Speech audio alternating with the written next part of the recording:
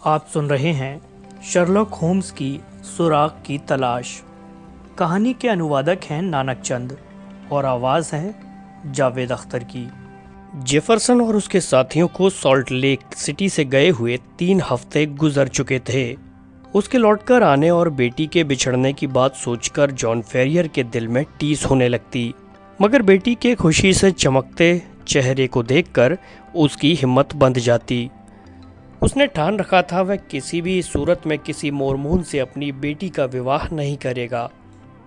उसकी निगाह में यह विवाह नहीं बल्कि एक शर्मनाक और अपमानजनक समझौता होगा। नियम के मुताबिक उसे मोरमोन पंथ में ही बेटी का विवाह करना था, पर वह इस नियम के पूरी तरह खिलाफ था। पर उसे अभी अपना मुंह बंद ही रखना था, क्योंकि संतों के उस देश में पंथ के खिलाफ कोई भी कदम उठाना खतरे से खाली नहीं था। जी हाँ, ये इतनी खतरनाक बात थी कि लोग अपने विचार व्यक्त करने से भी डरते थे। वे अपनी बात फुसफुसाकर बोलते कि कहीं कोई सुन न ले और उन पर कहर न टूट पड़े। जो लोग कभी वक्त की मुसीबतों के शिकार हुए थे, वे अब खुद शब्दों से भी परे क्रूर अत्याचारी बन बैठे थे। पंथ का इतना ज़्यादा खौफ शायद ही कहीं देखने को मिले। इससे जुड़े रहस्य इसे और भी खतरनाक बना रहे थे। आज तक किसी ने पंथ के खिलाफ जाने का अंजाम ना देखा और ना सुना था, पर डर हर तरफ अपने पंजे गड़ाए हुए बैठा था। जो भी पंथ के खिलाफ खड़ा हुआ वह गायब हो गया। कोई नहीं जान पाया वह कहाँ गया या उसका क्या हश्र हुआ। इस कानून के शिकार व्यक्ति की पत्नी और बच्चे जीवन भर राह तकते रहते, पर आज तक कोई लौटकर नहीं आया और ये रहस्य बरकरार ही रहता था कि उसका क्या अंजाम हुआ। खिलाफत का कोई भी लफ्ज़ या गलती का मतलब मौत था, पर इस मौत का मंजर कैसा होता था यह अभी तक पहेली ही था। यही कारण था कोई भी शख्स सपने में भी पंथ के नियमों पर अपने शक और सवाल उठाने की जुर्रत नहीं करता था। शुरू में यह अज्ञात और भयानक ताकत उन लोगों के खिलाफ अपनाई गई जो मोरमोन पंथ की निगाह में भ्रष्ट या नास्तिक हो गए थे। बाद में इस ताकत की हद को बढ़ा दिया गया। औरतों की संख्या कम थी, क्योंकि एक एक व्यक्ति ने अनेक पत्नियां रखी हुई थी। ये अफवाहें आम थी कि ज़बरदस्ती बाहर से औरतें लाई जा रही हैं। अमीरों के हरम में ऐसी नई नई औरतें दिखाई देती जिनके चेहरे पर भय की काली परछाई तैरती। कुछ भटके हुए मुसाफिरों का कहना था कि पहाड़ों पर कुछ नकाबपोश लोग हथियार लेकर चोरी छुपे घूमते रहते हैं। शुरू में तो ये अफवाहें किस्से कहानियां लगी, पर बाद में हकीकत बन गई।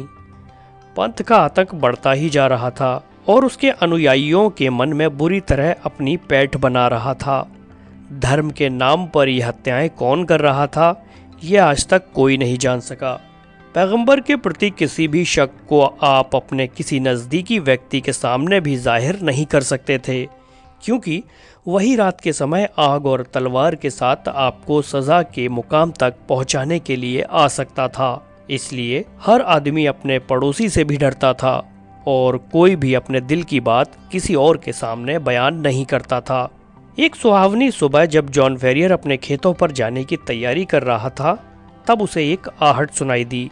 खिड़की से देखा तो धूसर रंग के बालों वाला अधेड़ उम्र का एक लंबा तगड़ा व्यक्ति चला रहा है।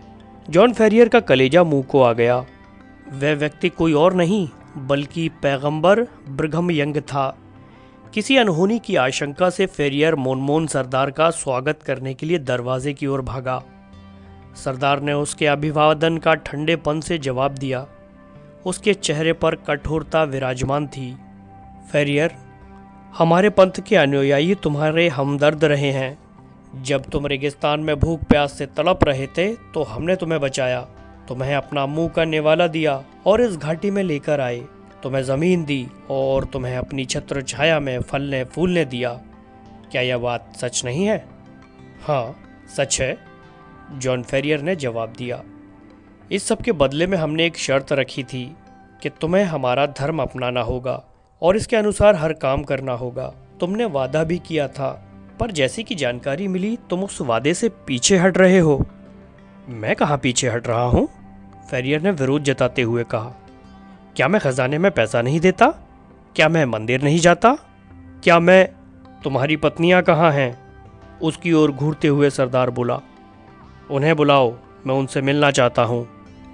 ये सच है कि मैंने विवाह नहीं किया, परंतु औरतें थी कहाँ, और मुझसे ज़्यादा ऐसे बहुत से अमीर थे जिन्हें उनकी ज़रूरत थी। मैं अकेला नहीं था, मेरी देखभाल के लिए मेरी बेटी मेरे साथ थी। तुम्हारी इसी बेटी के बारे में मैं बात करना चाहता हूँ। वह जवान हो चुकी है और बहुत से रईसों की निगाह में चढ़ चुकी है। जॉन फेरियर का दिल अंदर ही अंदर उसे कचोटने लगा। उसके बारे में काफ़ी किस्से सुने हैं। मैंने सुना है वह किसी गैर यहूदी युवक को चाहती है। मेरे ख्याल से यह बात झूठी होनी चाहिए। तुम्हें मालूम है संत जोसेफ स्मिथ संहिता का 13वां नियम क्या है? हर सच्ची आस्तिक लड़की को पंथ में से ही किसी के साथ विवाह करना चाहिए। अगर वह किसी गैर पंथी से विवाह करती है तो यह घोर पाप होगा, और ऐसा हुआ तो अपनी बेटी का खामियाजा तुम्हें भुगतना पड़ेगा। जॉन फेरियर खामोश बैठा रहा और अपनी घबराहट छिपाने के लिए हाथ में पकड़े चाबुक से खेलता रहा। पंथ के प्रति तुम्हारी आस्था की परीक्षा ली जाएगी। इसका फैसला पवित्र परिषद करेगी। तुम्हारी बेटी जवान है और हम नहीं चाहते कि वह किसी बाहरी आदमी से अपना संबंध जोड़े। हमारे संप्रदाय में एक से एक लायक लड़के हैं। स्टेंजरसन और ड्राइवर के लड़कों में से किसी एक को भी तुम्हारी लड़की का हाथ थामने में खुशी होगी। वह जवान और अमीर हैं और पंथ के प्रति उनकी सच्ची आस्था भी है। तुम्हारा क्या कहना है? फेरियर कुछ देर चुप रहा, फिर बोला, हमें कुछ समय दीजिए। मेरी बेटी विवाह के लिहाज से भी बहुत छोटी है। हम इन लड़कों में से किसी एक को पसंद करने के लिए 1 महीना देते हैं, सरदार ने उठते हुए कहा। इसके बाद उसे अपना जवाब ज़रूर देना होगा। दरवाजे से गुजरते हुए वह घूमा, चेहरे और आंखों में कठोरता लाते हुए गरजा, जॉन फेरियर, पवित्र परिषद का आदेश मानना अच्छा है या सेरा रेगिस्तान में अपनी बेटी के साथ सूख कर मर जाना? धमकी भरे अंदाज में कहकर वह बाहर निकल गया।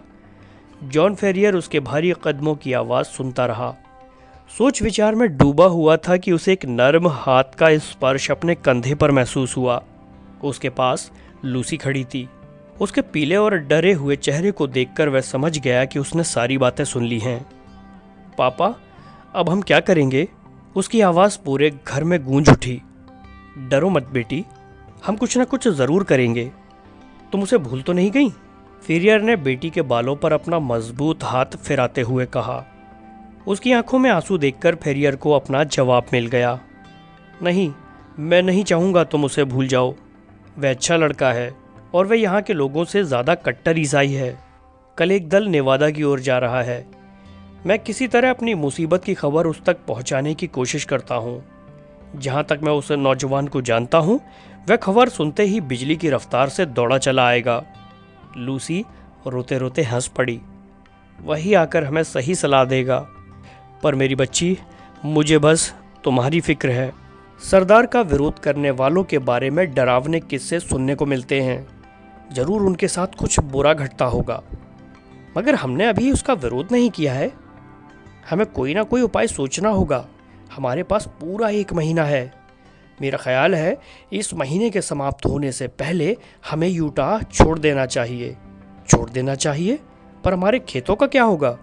जितनी दौलत ले जा सकेंगे हम अपने साथ ले चलेंगे और बाकी सब छोड़ देंगे। सच कहूँ लूसी, तो मैं ऐसा पहली बार नहीं सोच रहा हूँ। मुझे किसी और के सामने झुकने में कोई परेशानी नहीं, पर मैं उस नीच सरदार के आगे कभी नहीं झुकूंगा। मैं एक आज़ाद अमेरिकन हूँ, इसके अलावा कुछ नहीं जानता। पर पापा, वे लोग हमें जाने नहीं देंगे। जेफरसन के आने का इंतज़ार करो, वह ज़रूर आएगा। तुम परेशान मत होना और ना ही रो रो कर अपनी आंखें सुजाना, नहीं तो वह मुझसे नाराज़ होगा। फिलहाल हमें कोई खतरा नहीं है, इसलिए डरने की भी बात नहीं। जॉन फेरियर ने पूरे विश्वास के साथ बेटी की हिम्मत बढ़ाई। उस रात उसने दरवाज़ों को कई बार देखा कि वह सही तरह से बंद हैं या नहीं। उसने अपनी पुरानी जंग लगी बंदूक अच्छी तरह साफ की और उसमें कारतूस भर दिए। तो आगे की कहानी में क्या हुआ, ये जानने के लिए चैनल को सब्सक्राइब कीजिए और बेल आइकन को हिट कीजिए ताकि नए एपिसोड की नोटिफिकेशन आपको मिलती रहे। तो मिलते हैं अगले एपिसोड में, तब तक के लिए नमस्कार।